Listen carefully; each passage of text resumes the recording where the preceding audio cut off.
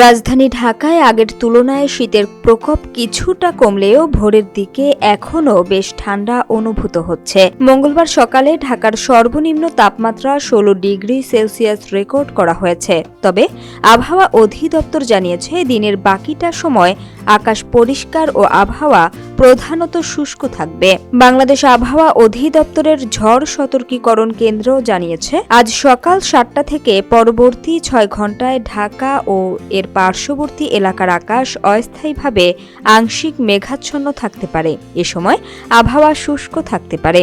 উত্তর অথবা উত্তর পশ্চিম দিক থেকে ঘণ্টায় ৫ থেকে ১০ কিলোমিটার বেগে বাতাস প্রবাহিত হতে পারে বলে জানিয়েছে সংস্থাটি।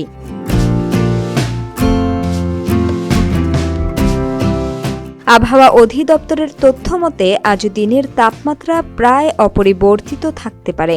সকাল ৬টায় ঢাকার তাপমাত্রা রেকর্ড করা হয়েছে ১৬.২ ডিগ্রি সেলসিয়াস এবং এ সময় বাতাসে আর্দ্রতার পরিমাণ ছিল ৮৯%। গতকাল ঢাকায় সর্বোচ্চ তাপমাত্রা ছিল ২৭.০ ডিগ্রি সেলসিয়াস। আজকের সর্বনিম্ন তাপমাত্রা রেকর্ড করা হয়েছে ১৬.১ ডিগ্রি সেলসিয়াস।